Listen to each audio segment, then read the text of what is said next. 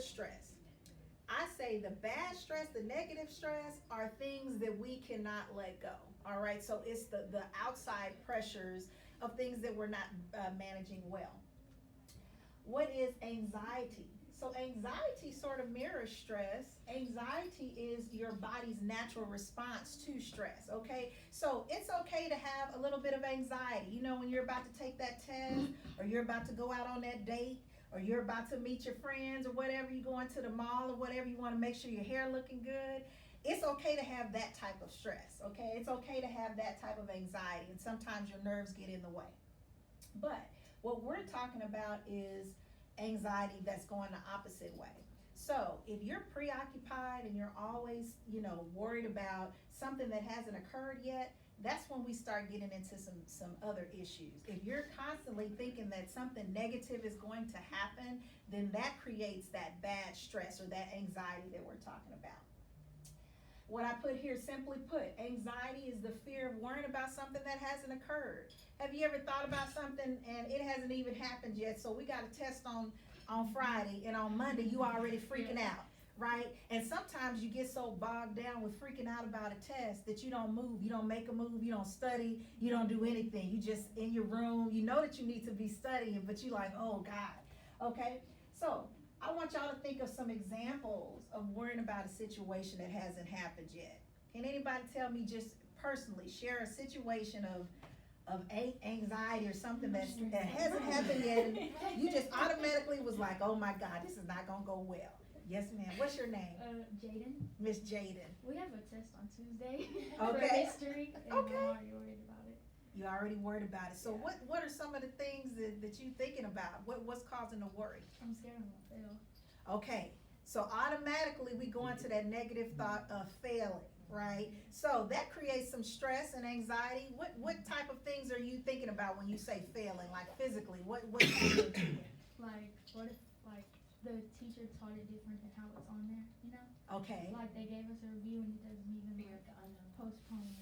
Okay, so you feeling like you're not as prepared as you Right. need to be. Okay. Do you notice anything physically, like when you talk about the test and you get like sweaty hands? No. Okay, that's good, because oftentimes when we're dealing with anxiety and stress, we have some of those behavioral issues, like our hands get sweaty. You might start with a fast heartbeat, right? Sometimes you just thinking negatively, and it causes you to stay away from people. So we'll talk about that a little bit more. Anybody else that wanted to share an example? No? Oh, girl, I got one. Yes, ma'am, Miss Mallory. Girl. I'm about to move back to Houston, right? And I had already thought about, like, what if my house don't sell? And, Okay. like, how am I going to make this transition? What I'm doing with my baby? Like, Okay. but it's already worked out. It's already worked It's out. already but worked out, but just in my mind. in your mind. It ain't worked out. It's not worked out. Exactly. So do you find yourself doing that in most situations, like your brain automatically goes to the what if not? Yeah. Only when I have a change. And I Okay. think that's just, like, I'm a Taurus and we don't deal well with change. Yes. And so, because of that, like, that is literally one of my qualities, rather. Like, I don't deal well with change. So, like, Okay. moving, transitioning and stuff, Okay. I automatically go to the worst case scenario. But it always work out. Yeah. It's just in my mind. It's just in your head. Yeah. Perfect example of what Miss Mallory said. Sometimes we get too much in our head. And so the things that we're going to talk about today, the coping skills, we're going to be able to manage that thinking negatively, okay? What I talked about, some of the characteristics of anxiety, I already talked about the physical aspects of it. Sometimes you might find yourself very tired or restless. You know, you can't get still. You don't know what's going on. Sweating. A lot of times that's, to me, a signal or indicator like, man, something is not right with me. I already talked about the rapid heartbeat. How many of you have ever felt like or have heard of the word a panic attack? Yes, right? So that shortness or tightening of breath, that's what we're going to. And so sometimes you feel like you haven't, it's a real thing, right? So those are some of the physical characteristics that we have. Also, when you have a lot of headaches or muscle tension, sometimes I ask clients that come in, like, do you know where you feel your tension? Sometimes people don't know where they feel it at. Sometimes it's in your hands. You carry it sometimes in your shoulders. For me, I carry it in my stomach. Like if something, my indicator is like it's about to be on, that is right here in the gut. You too? Yes. Okay. And then sometimes you have problems with sleeping. Have y'all ever had that? Okay, raising it. What's your name, ma'am? Yvette. Miss Yvette. Yeah, it affects you physically. It's a real thing. So we talk about cognitively. That means your mind, right? So lack of concentration, racing thoughts, or unwanted thoughts. That's something that what Miss Mallory sort of talked about. Those unwanted thoughts. You know that it's already worked out, but then you automatically thinking, well, what if? And you know, something else that I discovered is a lot of times because we're moving so fast, we like to control our environment. We like to figure it out and make sure that things are gonna go the way we planned it to go. But when it don't go the way we planned it to go, then we get all messed up in the thoughts like, well, what if my house don't sell? What's gonna happen if? And so one of the things that I will encourage you to think about is releasing the need to control the outcome. Sometimes you just gotta go with the flow, right? So what you say is what's gonna come back to you. Yeah. Okay. Last thing is behaviorally. So I have on here hypervigilance or irritability. So when you find yourself being irritable, like with your friends, people coming up and they talking to you, you just like, man, leave me alone. You catching attitudes and stuff with them. Yeah, that's a behavioral thing. And they like, well, why did you just curse me out? All I asked was how you was doing. I saw that the other day at school. Somebody came up and they was like, hey girl, I miss you. And this person was like, I don't effing feel good. And so we were all like, whoa, what's going on? So yeah, talk to them later on. They had a lot of anxiety going on from some personal issues going on at home. Okay. Excessive fear and worry is one of the biggest things that when you talk about anxiety, you are constantly thinking and afraid of what's going to happen. Like what Miss Marie said, it's fear of the unknown. We don't know, so we can't control it, so then we fight the process instead of going with it. Okay? So here are some coping tips. Now today, you're gonna be able to hear some wonderful speakers and they're gonna give you a bunch of coping tips, and this is all part of your self-care. First tip is adjust your perspective in a positive direction. So if you thinking negatively, guess what's gonna happen? You're gonna get that back, right? So when that thought comes into your head, something that I teach is that when something comes into your head and it's an unwanted thought, you say right then and there, cancel. Yeah. That's right. And what does that do to the body? It shakes the body up. Right. It brings you into the present moment.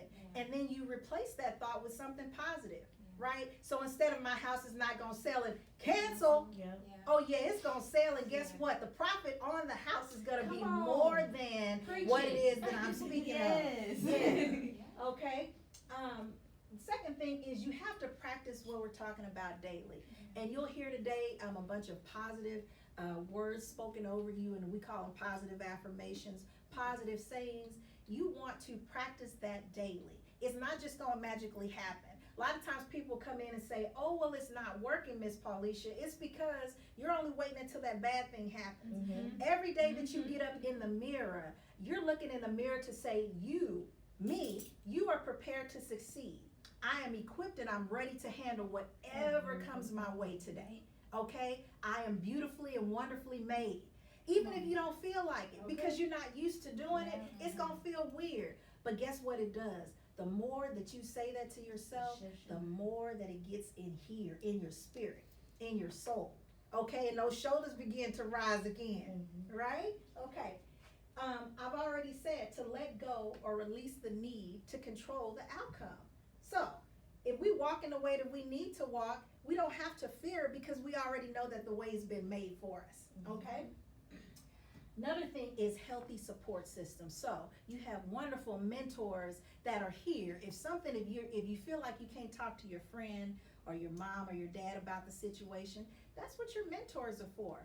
Okay, healthy support systems. Because God bless them. Sometimes your friends, they mean well. They want to give you the best advice, but sometimes it's just not all. You need an objective perspective to tell you, like, I don't know about that. You might want to think about that one. Okay. The next one is having a healthy outlet. So when we talk about healthy outlets, that means you can go anywhere to release some of that stress. One of the things that you can do to like boost that up is get some sunlight. Go outside, Going outside in the sun, now today we can't do it because it's sort of, but when the sun is out, getting outside, changing your environment, changes your perspective on what's going on, right? And it's also good because it gives us the extra boost, vitamin D, what we need. So that's what I mean by healthy outlets. What are some other places that y'all like to go and hang out when you talk about changing your environment? Besides school and anybody in any after school activities or events? No? Nothing that's fun. Oh, okay. Well, so is there anything that you have that you could think of that you would like to do that would be fun? To like let stress out, like to go. Mm-hmm.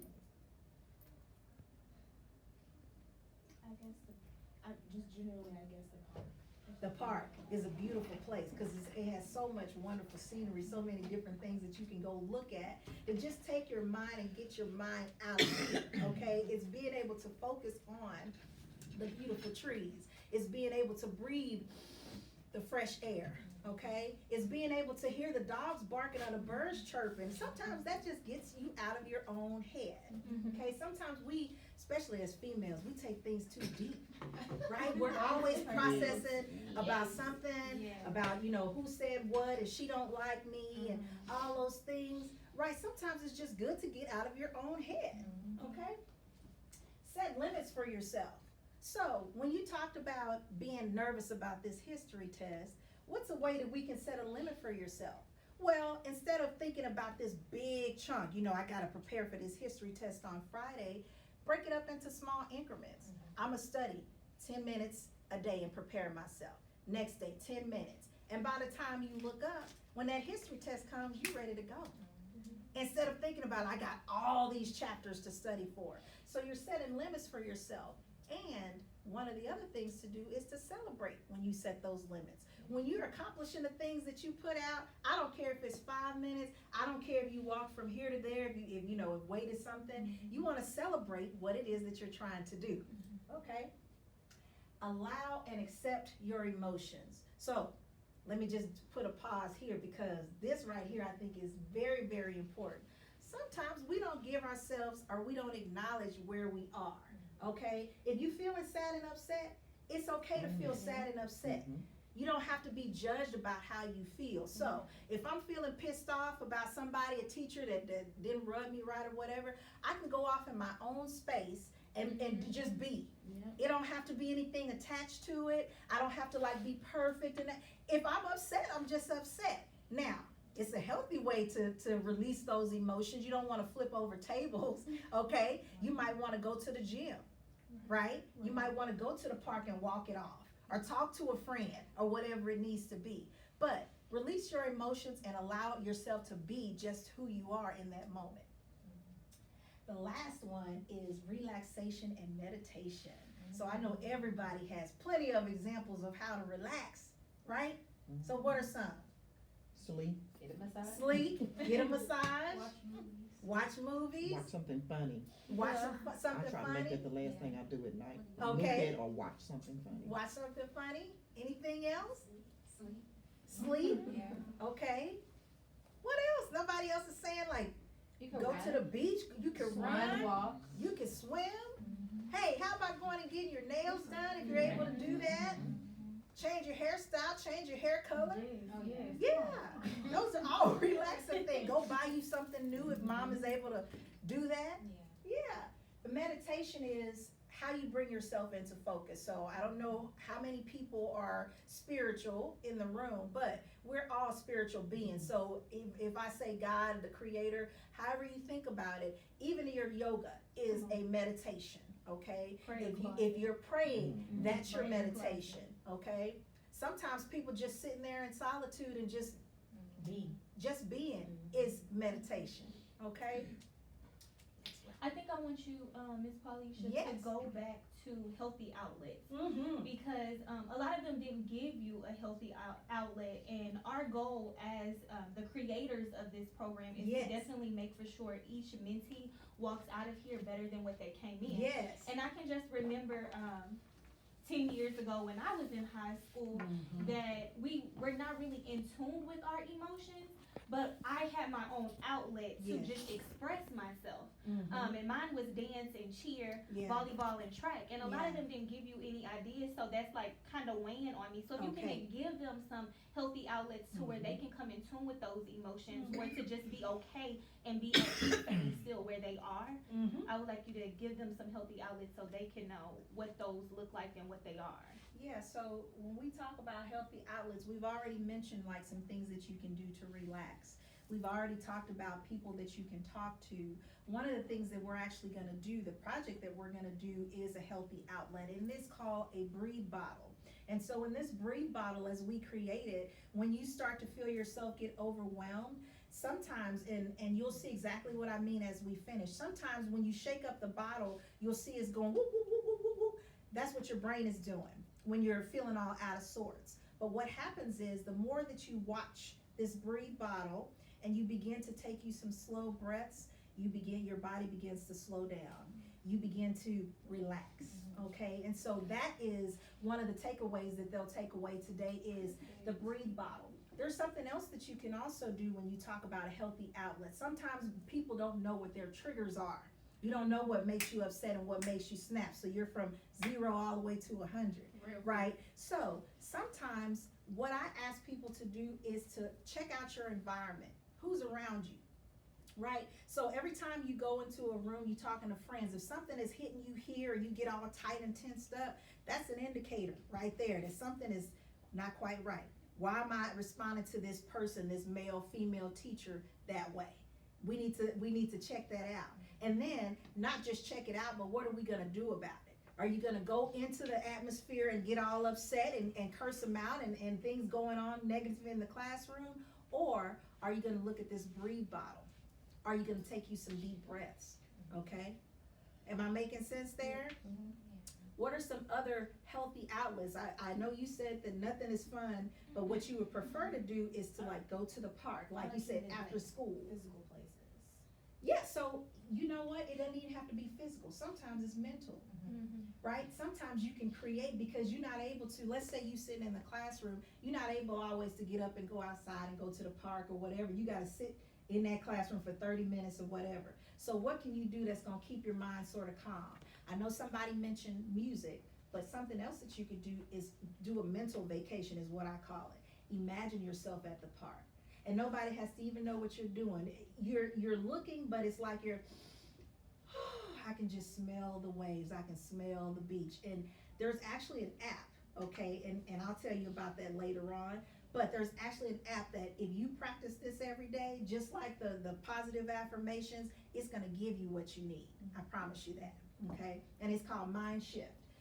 This last thing here is just some resources. So a lot of things I've sort of done like an overview of, good morning, an overview of, but I like to always put my information there. So I am Polyclinical Services, that's my office number. If you ever feel like you are in the need of speaking to somebody, you wanna talk more about your anxiety and stress, that's the number to contact me. What I've been noticing a lot of, because I work with a lot of children and adolescents, is the talk of suicide. Okay, that's a big thing, and it hurts my heart every time I hear about it. But people don't know where they can go, okay? And the thing is, I wanna be able to, your mentors wanna be able to always provide you with hope. It's nothing is that bad to where you have to take your own life. Nothing is that bad, I promise you. This is the suicide hotline here, number 1-800-784-2433. And then this is also another crisis intervention hotline that you can use as well. So those are my community resources. What I wanna do right now in this last few minutes is we're gonna do the breathe bottles. Are y'all ready for that? Okay.